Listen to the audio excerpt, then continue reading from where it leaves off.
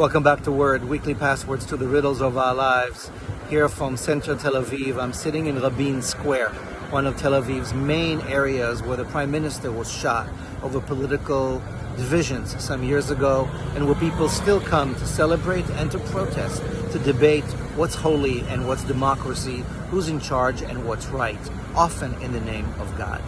Today it's Gay Pride in Tel Aviv. There are rainbow flags everywhere. Most of the action is further south where the march is about to happen, and there are protests too.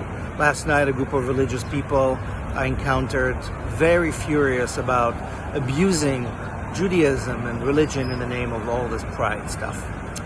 This is not new, and it's happening in New York this weekend as well, and people are debating what is divine and what is right. Who gets to decide what are the values by which we live? This goes back to the scriptures that often give us so much trouble, such as the case in front of us today. In the book of Wilderness, Bamidbar, chapter 25, there is a story about the Hebrews who are encountering the local indigenous people. The Moabites and Midianites are worshiping a different god than ours. One of their gods is Baal-Peor, known as the Lord of Holes, or the god of orifices, a mysterious deity now hardly officially worshipped, whose practice is that of the human holes. It is possible that this god was worshipped by sects, privately and publicly. That's probably still happening quite a bit right now. In this case, publicly, a Hebrew prince and a Midianite princess are having coitus, public hieros gamos, a sacred sexual act, and some of the Hebrews are joining and others are horrified, and one of them takes a spear. His name is Phineas, and he's a relative of Moses from the Levites. He runs up and he stabs the two and kills them both at once. A religious war ensues with many more killed in the name of different gods and values. Baal-Peor might not be worshipped today, but the ethos of what is divine and how do we live, what is holy and what is profane, keeps dividing us, sometimes with bloodshed. Only a few years ago at the Jerusalem Pride, a young woman was stabbed to death by a religious zealot.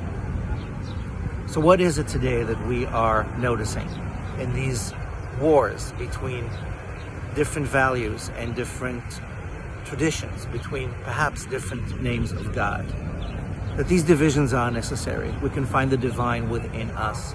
God is a metaphor for what is most sacred, for life, for love. Whether it's Baal-Peor or Adonai, any type of divine, let us find the ways to walk the talk of all of us in divine image.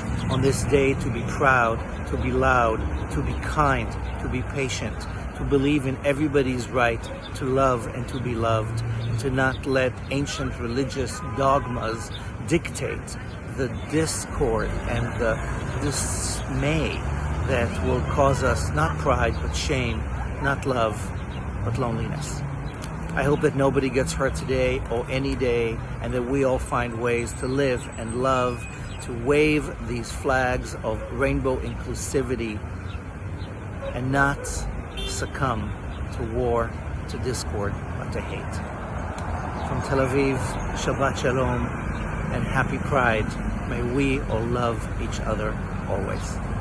Thank you for joining me for another word, dismantling patriarchy, one word at a time.